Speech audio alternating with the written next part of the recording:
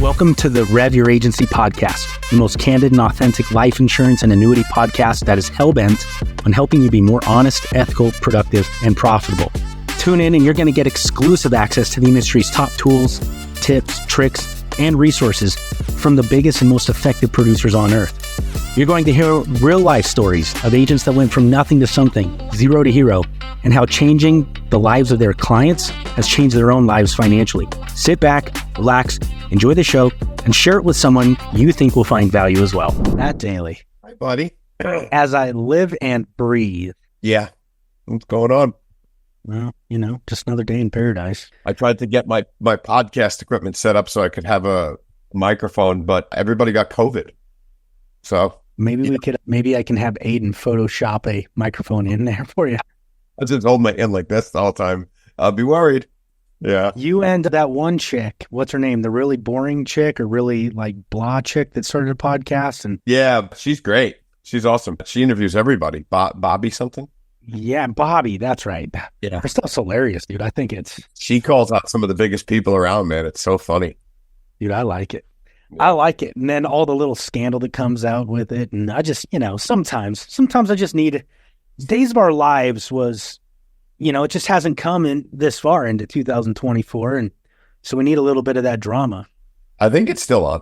I think you could probably catch Days of Our Lives if you wanted. Yeah. I just don't know that it's relevant though. Oh, okay. Like, I don't watch it. I would say that I'll be drinking by myself for a little while if somebody hears I'm watching Days of Our Lives, but I'm not drinking anymore. So God bless you. Good for you. Dude, I'm going through so much coffee. I'm not sure that it is any healthier on my body. My lymphatic system has to be like, what the hell is going on? This overstimulation where we're used to being, having the dopamine, but the depressant, and what is with this caffeine? But it's all replacement theory. That's what addiction is that if it's not one thing, it's another. Yeah. So be happy it's coffee and not meth. Yeah. Heroin, meth.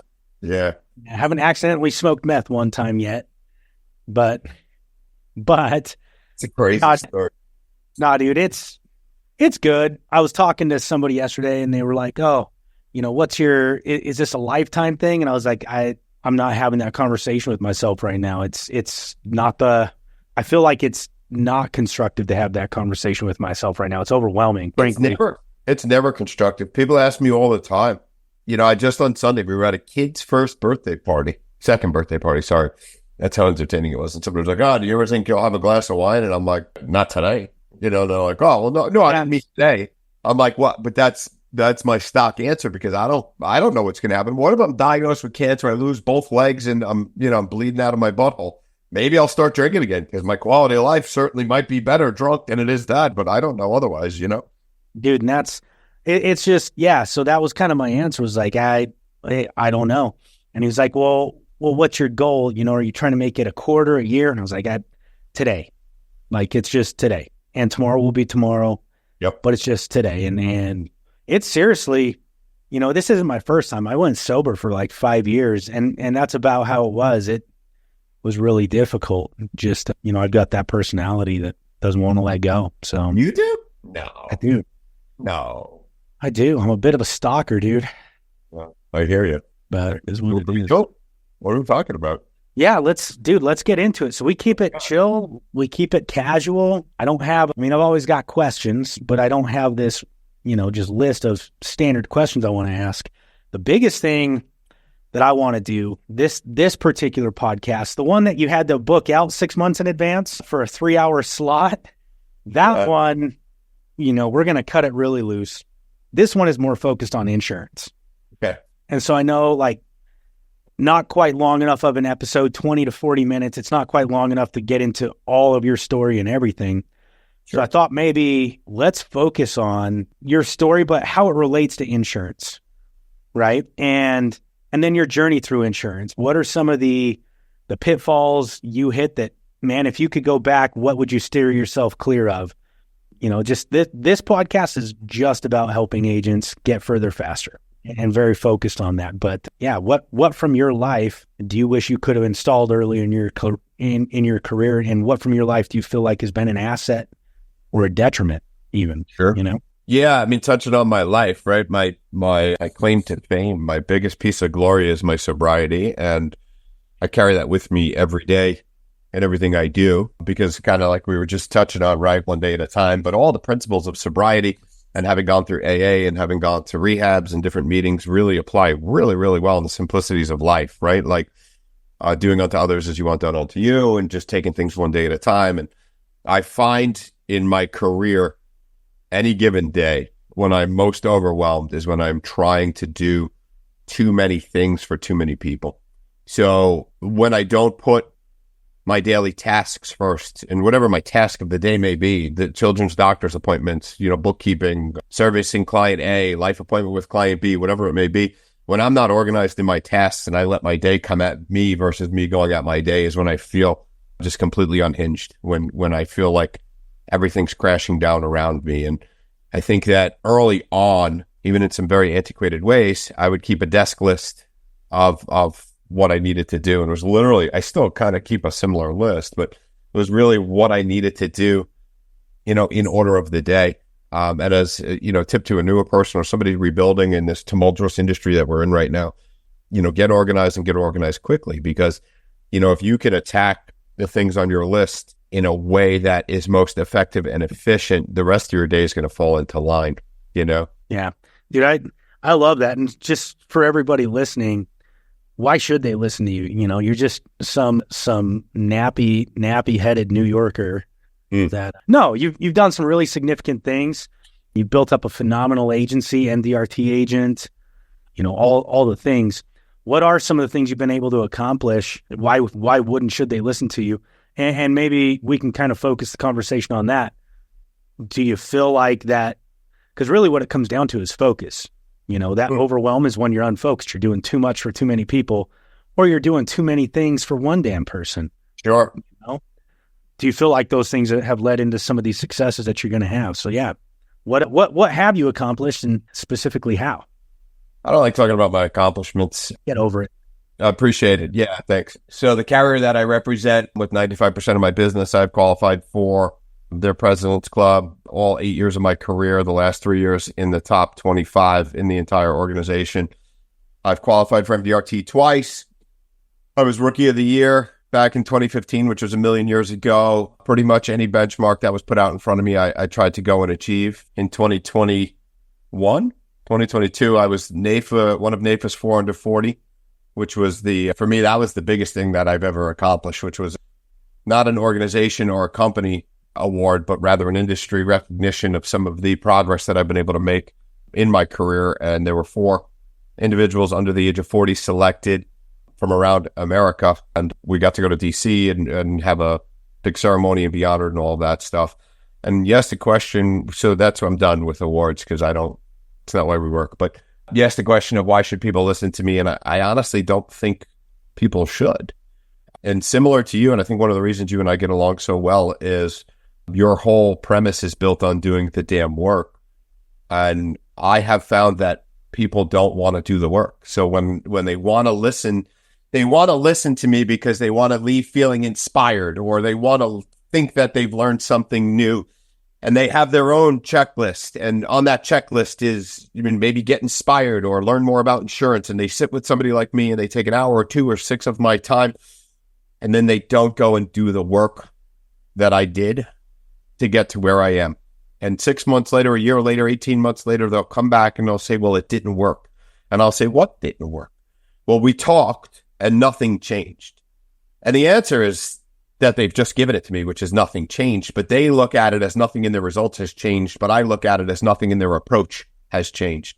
So you ask, why should people listen to me?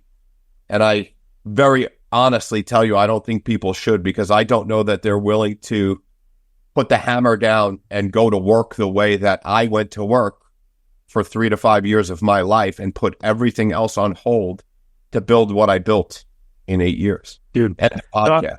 I freaking love that you're hitting on this, because like, here's the reality. Most agents won't. Like they say 80-20 rule, 90-10. Like 1 out of 10 is actually going to do it.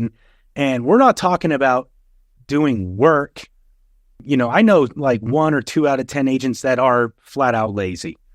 I know a whole bunch of agents that just work like crazy, but I only know 1 or 2 out of 10 that are willing to do the work, like the specific actual stuff. So maybe forget about everybody else that isn't going to. They're just not willing to be that dedicated to the cause. And that's neither here nor there. For the 1 or 2 that are, what would you say to, let's talk to them, because they should listen to you. I'm going to tell you that now. They should be listening to you.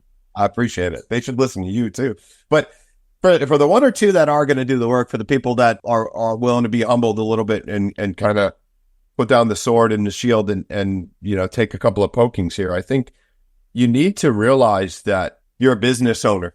And as a business owner, you're in charge of everything from bookkeeping to payroll, if you have, marketing to sales, cleaning up the garbage cans at the end of the week, to sweeping the floors if you have an office, paying the phone bill. All of the things fall on you until you can either delegate or move something down. But in the beginning, as a business owner, I think knowing that everything falls on you and finding some solace in that feeling of there's no one that's going to come save me. So that's first of all, know that no one is going to come save you. This is your opportunity to do something magical with your life. You own a business, and in that business, you just happen to sell insurance. That's how I've always explained what it is I do. I'm a business owner who happens to sell insurance. I run a marketing firm that happens to be an insurance company. Because without people knowing who I am, without people understanding who I am and what it is I do, they're not going to trust me enough to go buy insurance products from me, regardless of what carrier I represent, regardless of what product I put in front of them. If they don't trust me, they're not going to buy from me. So the reality is, for the 1 or 2 people that are out there, first of all, establish yourself as a business owner. Everything stops with you. Everything starts with you. Everything stops with you. And until you can grow to a point where you can delegate and move things down, or automate and move things down off your plate, it is 100% your responsibility, good or bad. What would you say, like, what are your feelings on, so as far as being a business owner? I've just have this opinion, and this opinion tends to make me out to be an asshole. But like you said, for those that are willing to get humble about it, frankly, I think in this business, we're sold on, hey, you're a business owner. You're a business owner just because you have an LLC or something like that. You make your own hours. But in my mind, if you don't have employees, and those don't have to be full-time employees, it could be a fractional CPA. But if you're still doing your own taxes, if you're still doing all your own marketing effort, if you're not paying for your office, if you have no skin in the game other than the cost to get your insurance license, and that's it, and everything else is provided, you don't own a business. You own your own job. Yep. And you have the potential to own a business, but it's not until you take responsibility for everything that you become a business owner. And you see that acceleration and the opportunity, but you won't have those opportunities being an individual that just owns their own job. You've got to make that transition to business owner. That's kind of my sentiment. What are your thoughts on that? I think you said that really well. You own your own job. And far too many people come into this business, or are sold into this business of this lifestyle of 0 to a million and however quickly you can do it, or, buy your own free time. And the reality is, I worked harder in the first 5 years of owning this business than I did in the 10 years prior to owning this business. I worked 7 days a week. I had a side job that paid my mortgage. That way I did not have to pull a single penny out of the agency so I can reprocess, re-put in. Far too many people that I've seen want that freedom from day one. They want that business owner freedom, the jet ski lifestyle. They want to be on the golf course. They want to be in the mountains, on their quads. They want to be insert recreational activity here. That's what they think this is from the first day.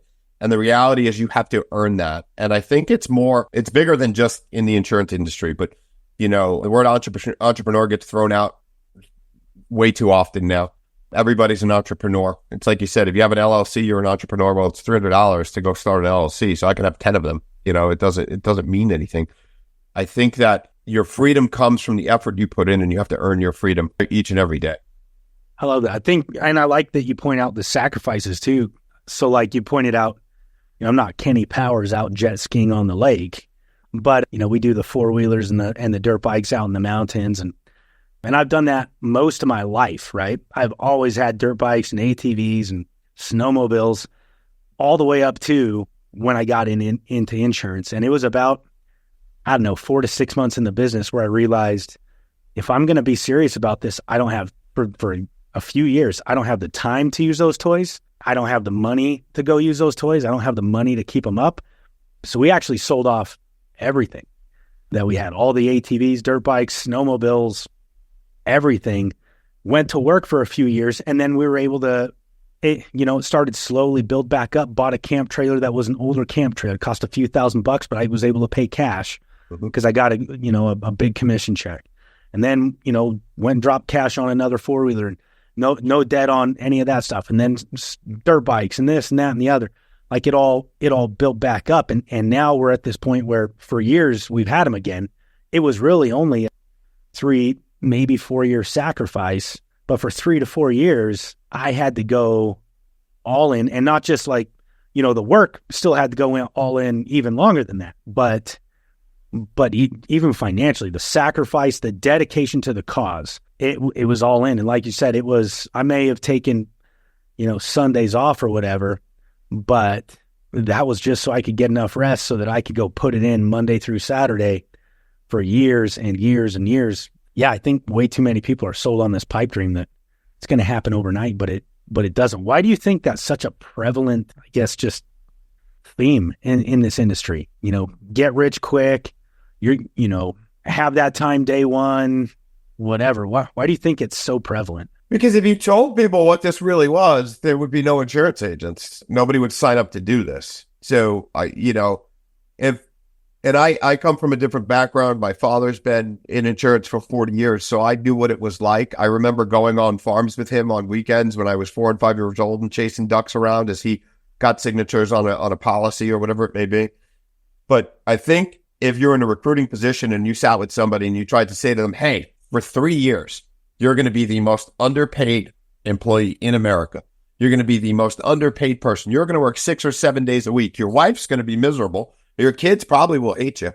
You're not going to go to soccer games. You got to sell your jet skis. For me, it's not that stuff. It's you're not going to have a country club membership, so you're not going to play golf. I wouldn't sign up for that.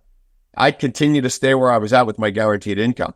So I think that until the voice changes on the recruiting side of things, which everybody does their own thing. I don't recruit, so it's not up to me to change that message. But I think it's just the way it is right now, and this is what people are sold. And, back to what I did, so I'm sober. It'll be 15 years this June. And when I first came into insurance, I had a part-time job at a winery. I served wine. I managed the security team. I worked in the tank rooms. I did work outside. I did everything that I had to do, including my wife came to work there, and then my wife baked cupcakes and sold there. And this was all in an effort to get ahead. And it wasn't to get ahead in that period of 2014, 2015, 2016. Man, we were grinding 7 days a week. I worked in insurance Monday, Tuesday, Wednesday, Thursday, Friday morning. At Friday at noon, I got in my car and drove to the winery, worked till 7 o'clock Friday night, worked again Saturday, worked again Sunday. And all of that was in an effort to be fruitful later on. I knew what would happen if I could just grind and grind and grow and grind and grow and grind. And in the downtime that you do have, one of the biggest things that I sing about is education. You need to be educating yourself. No one cares, right? Nobody cares that you aren't up on a product when they want to buy it. They'll go find somebody who is. They'll go find Carson, who knows everything about everything, and they'll say, hey, can you help me with this? And in your free time, instead of playing video games or, going out to dinners that you can't afford, pick up a book on how to own and operate a business. Pick somebody's mind about insurance. Go get a mentor. Like, do these things that are going to be of value to you 3 to 5 years from now. Make an investment in yourself. Yeah. Dude, I love that. It's amazing how much time, like I even get caught up in that sometimes, right? And most people do, flipping through TikTok or Instagram Reels or whatever. It's like, wow, with that 2 hours, it's amazing. I was talking to an agent the other day, and this agent has been an agent for like 20 years. And their carrier only has UL products. And they're like, I don't know anything about whole life. I'm going into this appointment and I'm competing against a whole life agent. And, what do I do? What do I say? And I was like, well, you just talk about the differences. And if UL is a better option, then they're going to pick it.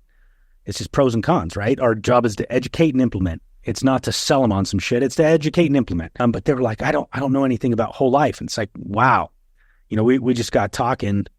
And this agent, by the way, is always in my DMs sending me like reels. And most folks, by the way, when they send me reels or this or that or the other, like I don't watch them, but all the time, like you can tell this person is always consuming that stuff. And it's like, man, the 2 hours you sat there the other day, you could have been an expert. That's about as long as it takes to become an expert at whole life is 2 freaking hours. That's all it takes. Jesse Itzler, who wrote a couple of really good books, but he was the guy that one of the things that he did along the way was like coconut water, coconut water, and he sold coconut water to Coca-Cola in like 9 months or some like exponentially short period of time. When typically you build a brand, it takes like 5 to 7 years for a company like Coke to notice it. But he says something along the lines of like, if you spent 10 or 15 minutes, 10 minutes every day just reading a new topic, you would be an expert on it by the end of the year, because there's nobody that knows anything about it. Everyone thinks they know something, but nobody becomes an expert on it because they think it takes too long. But the reality is it's 10 minutes out of your day, it's 15 minutes out of your day. Instead of wasting your 2 hours, waste an hour and 45 minutes and go read for 15. That's all I'm asking of people. Yeah, but that's the work. That's the work. But part of me is getting really tired of saying, and I'm sure you're getting there too, but saying the same message to everybody. It's 15 minutes a day. Like it's starting to sound like Geico, but it's 15 minutes. That's all I need you to do is read for 15 minutes or go pick up, go listen to this podcast. It's 15, 20 minutes. This will help educate you. But I'm like trying to inspire my competition. I'm getting tired of that, because what's happening is you're still undereducated. They're still not doing the work. And then they're underserving clients that maybe could be finding their way to me, which I would be, or you, or another educated agent to happy to help, and serve properly and be able to answer the questions like you're talking about. Well, and that's the thing. So that's a whole nother conversation, because that goes back all the way to the beginning of this, right? There's only 1 out of 10 that's going to do it. But the problem is that in order to find the 1 out of 10, which I desperately want to help, I desperately want to help, I've got to talk to 10 out of 10. Yeah.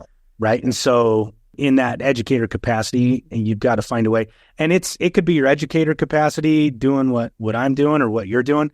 But for the average agent, it might just be in the capacity of like 1 out of 10 employees you hire are actually going to stick around and build a career with you. That's just the reality. But you got to hire all 10 to find the one. So how do you build effective filters for your time, your effort, your energy, your money, all these other things, so that you can have that fulfillment and forward progress? So what are some of the filters you installed into your day, whether it's talking to other agents or building your own team? Because you're starting to grow a team now. We're getting there. Yeah, the numbers are, bigger than they used to be, probably smaller than a lot of people that you talk to regularly. But really what it has always been for me, and many moons ago, I was 13 years old. I got a job working at a pizzeria. And when I started at that pizzeria, I stood on a milk crate and I washed dishes. And I said, well, I don't want a job for $4.50 an hour. I don't want a job washing dishes. I want to work up front. I want to meet the cute girls that come in to buy pizza. And the boss there told me that you don't get to work the front of the house until you learn how to do everything in the back of the house. And along the way, when I hire people, I train them from the back of the house to the front of the house. They have to learn everything that we do, and they get to pick the things they want to do. So it's a slower burn for us, and it's a slower build. But as we build people in, their productivity is much higher. What they bring to the table is much greater, because we're spending 60, 90, 180 days sometimes together in the trenches. So for me personally, I've washed the dishes, I've cut the lettuce, I've made the salads, I've cooked the sauce, right? But now I don't want to do all that anymore. So I want to hire somebody that's going to fill in and cut the lettuce and do the sauce and do the dishes, so I can go be more productive and find somebody else to do the next task that I don't want to do. So some of the parameters, like we look for people that are like me, people that I can get along with, people that I think other people will get along with. Hell, if I get along with them and like them, maybe somebody else will like them and get along with them. They don't need to be the smartest person in the room. Oftentimes I want somebody who's got a little bit of grizzle on them like me, who's been a little bit kicked around by the world, who's been beat up a little bit, because when they get into my house, when they get into what it is we've created, they stick around a little bit longer. They're willing to give this a try for a while. I talk about it a lot. I reward my people. That's how they stay. Like, I didn't want to work for somebody that constantly felt like they were holding me down with whether raises or time off requests were held over my head. I don't do that stuff to my people. So, if that's not how you want to be treated, don't treat people like that. And then give the education and the support. I spend the money on the books. I spend the money on courses. I spend the money on their CE. I do everything from a dollars standpoint to support their education so they can get smarter. Short of reading it to them like a bedtime story, I do everything I can to put them in a place to be successful. So a couple questions on that. Number one, is that pizzeria ranked on Barstool? I mean, you got to ask. He's never been there. No. He's been to Pizza Hut. Pizza Hut's now the official sponsor of the pizza sponsor of the NFL. And so we got a Pizza Hut ranking the other day. It was like a 1 point something. I couldn't imagine it was very good. Yeah. No, it wasn't. But the other question that I had was, how have you seen that impact your agency? Because obviously you're out there competing with other agencies for policies, but you're competing for employees and team as well, right? And one of the things I've found is that most insurance agents are some of the cheapest freaking bastards I've ever met in my life.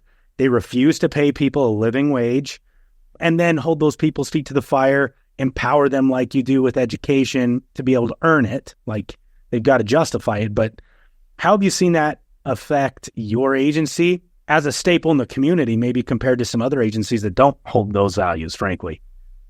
So my one employee she just celebrated 6 years with me. The other one, it will be 5 in July. And the most recent is helping build a practice in another state for us, and he'll be 2. Knock on wood, they don't go interview for other jobs. They're not looking to go anywhere. I think that a little bit different from other people is that I try to recognize early when there's rumblings of maybe unhappiness or when there's something that needs to be addressed. And from day one, just to go backwards a little bit, I set the precedent. I said, here's what you're going to be paid today because of your skill set and what you're able to bring to the table. But as soon as I recognize that your skill set out-earns your rate of pay, I will be rewarding you. You'll never have to come to me for a raise. And none of my people have ever had to come to me and ask me for more money. I'm constantly upping their bonuses. I'm constantly giving them cost of living adjustments. I'm constantly giving them pay increases on the base rates, whatever it may be, because like you just said, I don't want them to go look somewhere else. I don't want them to think that I'm holding them to the fire for production, but I'm not rewarding that production when they do give it to me, because we have grown our agency every single year since 2015. There's never been a year of less than 17% gross growth on my agency, through changing times, through product restrictions, through rate increases, through you can't write home, we've always grown by at least 17%. Why is that? It's the people, right? It's that they stay. And that leaks into your clients a little bit too. And you said something interesting that I don't know that you actually believe, but you said it, which is we're competing for policies with other agents. Do you really feel that way? Because I don't. Yeah, I'm not. I don't think I am. We don't compete at all. So from that, maybe I'm not in the arena that others are in, which is the home and the auto, which is extremely competitive, right? And it's rate driven. I'm in the commercial and agriculture world, in the life insurance and retirement planning world. And in those world, it's relationship built. So if somebody says to me, well, I think I can get it down the road cheaper, I say, well, maybe that would be a good fit for you, but I want to work with you. Then maybe I'm a good fit for you. It's up to you completely. So I can't remember the exact quote now, but I'll send it to you at another point. It's like there's 3 things, like easy, cheap, and good. And you can't have all 3. You can only have 2. So if you want it good and easy, I can get you that. If you want it good and cheap, you can't have it all. So I don't feel like we're in competition with other people, which allows me to free my mind and just worry about building my practice, worry about building my agency, worry about where the next big step for us is going to be to try to stay ahead of some of the curves and try to be what we can be for our clients all the time. The last piece on that is when things do change, you talk about it all the time. Hey, we got to pivot. Hey, pivot from home and auto to insert product here, right? Pivot from this to this. The reality is if you're ahead of the curve, it's people like me that are driving the pivot. It's people like me that are already doing the commercial and auto that can let their home, the commercial and the ag or the business auto, and can let all their home and auto go and be okay with it because I built this business up and that was just extras. So I think you got to try to stay ahead of the curve as well. Yeah. Well, and that's the business owner part, right? Is that you are a business owner, you're a marketing firm, and your product just so happens to be insurance. But it could be this, it could be that, it could be some of that. I think there's a lot of intelligence behind having it be a variety of those things. That's anti-fragility, right? But at the end of the day, that could also be strategies. Like, how many life-only folks do you see that they're like, I'm a tax-free retirement specialist, and that I'm going to live and die on that hill? And it's like, what would happen if Congress came in tomorrow, NAFA loses all their fights, they come in tomorrow and they're like, hey, tax-free growth provisions on life insurance are now effectively gone, right? They're gone. Well, if you didn't pivot, if you don't have something else you're working on, like your career is gone if you don't pivot, number one, as a life insurance agent anyways. But if you're incapable of pivoting, so that's the other thing, is like, maybe you're willing to pivot, but for 30 years, you haven't ever done anything else. You've had no pivots. You've never looked at your business as a business. You've just owned your job, and your job was tax-free retirement specialist, instead of saying, hey, there's a profitable model where I can help folks here and here and here. And once I get really good at this, I'm going to fill it in with somebody else. And then I'm going to focus on this and fill it in, and focus on this and fill it in. Like, if you don't know how to pivot, it doesn't matter that you're willing to pivot. The reality is you still might find yourself out of business, very likely, because you just can't get it done in time, you know? I think you're really onto something, right? With and the pivot. So, we spend 100% of our energies to get to where we are today. And then in my case, I implement somebody, I put somebody where I was, and then that frees me to go do something else. And I try to build up something else to 100%, right? So at the same time, I'm growing like my gross, which drives my net up, which drives everybody. All the boats in the harbor go up with the high tide, but it also puts me in a position where I have more product, or have more ability to go be profitable, or have, more time to go do with what I want. And now time can come, that freedom that we talked about earlier, that you're recruited into. But, there are far too many mice trying to get back in the hole with too much cheese in their mouth. They're getting too fat doing what they're doing now, and they're unwilling to give any of it up to go pivot to do something else. And I think that's one of the biggest problems, is that people make too much damn money too early, and they think it'll never get any better than this. So they want to hold on to everything they have as tight as they can, maybe not pay their employees as well, maybe not invest in new computers, new technology, calendar apps, whatever it may be, in an effort to free up time so they can go do something else and realize that money's there. Cam and I both are reading this book right now, right? 10X is easier than 2X, whatever I can't remember the title. But the more I first started reading, I'm like, what the hell is this guy talking about? No, like, growth is incremental. And the more you can free your mind and think about the bigger picture and what it is you want to grow towards, the more you let go of things that are actually holding you back, right? So, yeah, you can have 2X growth every single year. And yes, that is growth. And yes, it's measurable, but it's not exponential, right? And it's not sustainable, because as you're growing 2X, inflation's coming at you like crazy. Price increases are coming at you. The model that we've worked in has changed dramatically, right? And now there's competition coming from the people who are 10Xing it and thinking in a different way than you. Dude, so you mentioned, a lot of things. So it's no secret, like the home and auto market is nationwide, captive, independent. It's a shitstorm. Yeah. It's a shitstorm, right? And it's interesting because we both know of an individual, and I'm sure like it's going to peak in your mind, but it is what it is. And it's heartbreaking, because this is one of the most successful agents I've known in that area ever, and ever, out of all companies ever. And I've watched him spend 12 consecutive months now doing nothing, because he, fat with the cheese, too fat with the cheese, made too much on one thing. And I know that agent's working on pivoting at this point, but now it's he has to learn how to pivot 20 years into the business, instead of already having done some of these profitable pivots and installed those in. But he's spent 12 consecutive months trying to stay fat on the cheese that isn't there to feed anybody anymore. Yeah. And will it come back? Probably at some point, but it's not there now. And a business doesn't give a damn about tomorrow if you can't suffice today. Yeah.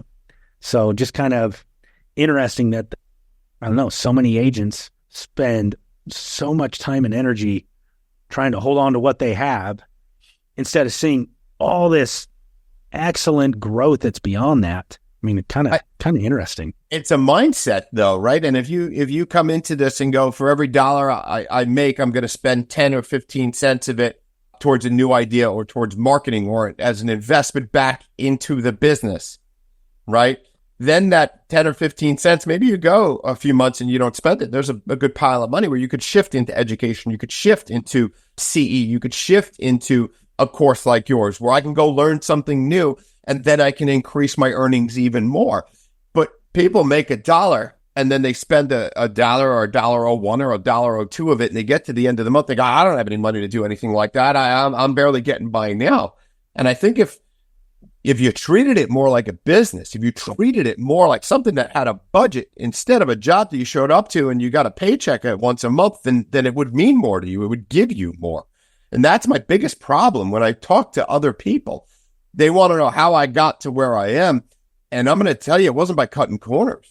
And it wasn't like in the beginning, yeah, maybe I worked harder than other people, but it's not about working harder. It's about just shifting my mentality as things grow and as things go, and realizing that what got me to today will not get me to tomorrow.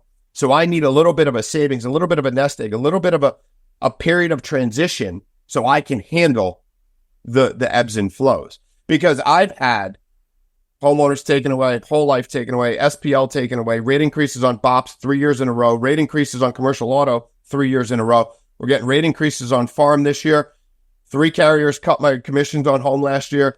Keep going. The list keeps going. I don't have, my annuity rates are 2 points less than the rest of the country. And last year, I made more money than I did the year before. Figure it out. Instead of sitting in the corner bitching and complaining about all the change, I'm making adjustments to continue to handle the change. And I'm distributing down to people to handle the things so I can go think bigger. And what's cool is, so growing up, I'm not going to say I'm an athlete. These man boobs would tell you I'm not an athlete.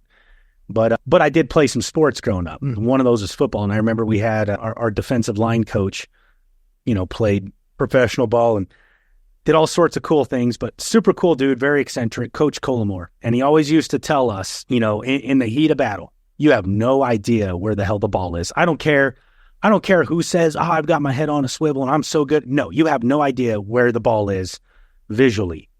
But the one way you can guarantee you're going to find the ball every single time is to fight the down pressure. Wherever the pressure's coming from, that's where you start pushing back into immediately. You don't try and go around it. You don't try and run away from it. You don't do anything but push back on that pressure, right? That's step number one. And I've always kind of looked at that in my business when it comes to that profitable pivot. The second you feel that pressure, the ones who are in the backfield getting all the sacks, the most profitable players, okay, are the ones that make the pivot early. As soon as that pressure is felt, they start pushing back against it right away. The ones that sit there and sit and spin and twist and try and figure out how do I just get the pressure to go away or to how do I deceive the pressure, they never end up doing anything significant. And then by the time they finally figure out that, hey, you got to go where the pressure was, all the money's been made and the pressure's coming from somewhere else. You're on the next play, right? And so I think it's really cool you're talking about all the things you're talking about, because you're right. When all those things happen, I've known you, we came into this business together, and it's been really cool to see every time you've had that shit hit the fan for you. It's like you push against that pressure, and lo and behold, 6 months, 12 months later, all of a sudden everybody else is figuring out that's what they needed to do. But here you are 6, 12 months ahead of the game on profitability, on establishing yourself as a credential source in the community for that thing or whatever. Do you feel like that's played into things at all, or have you noticed that in your own career? Or, I don't know. What are your thoughts on that? I appreciate that. Thank you. Yeah, sometimes I feel that. Sometimes it's not 6 or 12 months ahead. Sometimes it's 6 minutes ahead or 6 days ahead of others. But, what I learned, what I've always allowed myself to do, and what I try to empower those that are employed by me to do, is when something bad happens, allow it to happen. Allow yourself to feel the emotions, allow yourself to be upset or angry or mad or curse or yell or cry, whatever it is you're going to do, and then put a time limit on it. So I'm going to be mad about this for an hour, or I'm going to be mad about this for a day, or I'm going to be mad about this for a week. Whatever it is, that's your time frame. So I give myself typically a day or two where I'm going to be angry and harp about something. You can ask my wife. I'll talk about it 7,000 times in a day or in 2 days, but then it's over. And it's time to change my mindset, and move on. And I tell my people, it's time to change that diaper. Like, we have 3 kids, 2 of them are in diapers. You only let a baby sit in a dirty diaper for so long and cry. And as soon as you change that diaper, that baby usually gets better. And that is where, in our world, I say, hey, it's time to change the diaper. You told me it was going to be 2 days. Change the diaper. Let's move on. Because we're not making things go back to the way they were. We have to plan. We have to plan profitably. And we have to try to do things that are going to continue to serve our client base, because that's who we owe this to. And if we can no longer serve a client base profitably, or we can no longer serve a client base ethically or morally or with the best products, then we need to tell them that. And we need to allow them to go find somebody who can.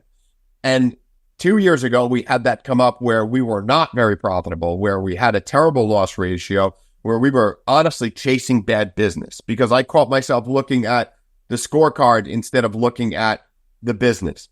And I started writing everything I possibly could. And then I watched my loss ratio go down. And then I watched my income subsequently go down with my loss ratio going down. And we as an office sat down and said, it's time to cut bait with some of these people. These people do not serve us. We're not serving them properly, because they're calling 8 times a day. They have 9 million questions. We have to call them about billing. We have to follow up with this to do. And through that course correction, we realized that ridding ourselves of the problems, we became freer to go make more money and do things more profitably yet again. And yeah, I find that it has certainly helped and served us well, but not without some trying times. And we talk about it a lot. We may not have mentioned it today, but people aren't willing to take that walk down that trying course. They're not willing to get beat up a little bit. They're not willing to walk into that dark alley and not know what's on the other side for fear of what might be on the other side. And 99% of our life, we're going to be okay, right? There's only one time we die. So pretty much everything up to that point, we're going to be okay, and we're going to be able to recover from. Right now in this business, there's a lot of tough times. I talk to my wife a lot. I'm like, hey, I'm not sure about this. I'm not sure about this. And she's just, calm down.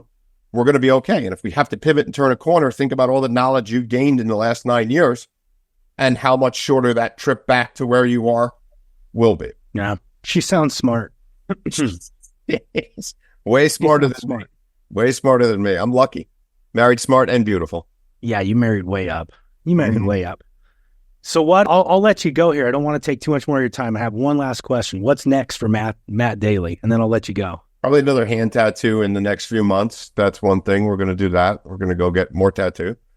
You know, as things continue to change and transition, I'm going to double down on what I'm good at. I'm going to continue to stay focused on the life insurance. I'm going to continue to try to help families plan. Product is irrelevant. Putting any product in place is what's most important.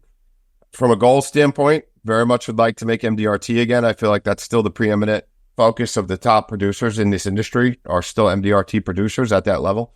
We're going to look to grow outside of New York, because I feel like we're really going to start to feel the squeeze in this state that we're in. So we'll continue to do a little bit of work outside and just stay on my toes and be ready for whatever changes come. I mean, I really don't know. Today, I'm happy. Today, the company I work for is still a good company, right? And if I had a pros and cons list and wrote down, here's all the pros and here's all the cons, the pros still outweigh the cons. I'm still happy to be here. I'm still running a good business. So, you know, that's pretty much it. Dude, I'm going to challenge you before I let you go. Core to the table. 2024, core to the table. I have just with your production, just put that outside of New York and you're already most of the way there.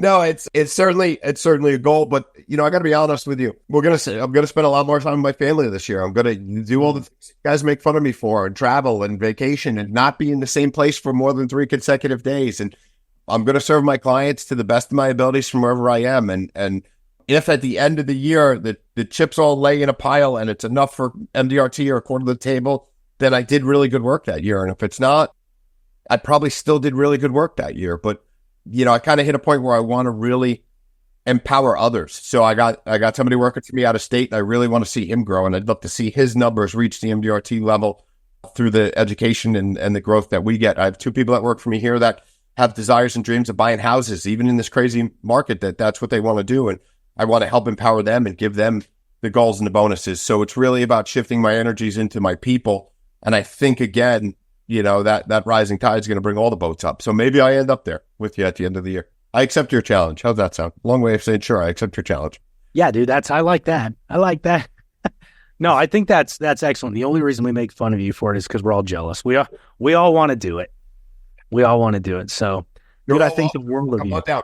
Come on down. I leave next Wednesday. Come on down. We should. I love South Carolina. That's a beautiful place. It's warm, great golf. If you could get an ATV or a UTV or some VV, whatever you want down there. Beautiful place. What's your address down there just for everybody? I'll put it on here. All right, man. I appreciate you being on. Thank you so much. Thank you, man. Great to see you. Always good to talk. This has been another excellent episode of the Rev Your Agency podcast. Remember something. Nothing happens if you don't do the damn work. So take what you've got from this. Take what you've learned and go implement it today. It's not about having everything. It's about having one thing and implementing it every day so that you can take your production, your agency, and the lives of everybody around you to the next level.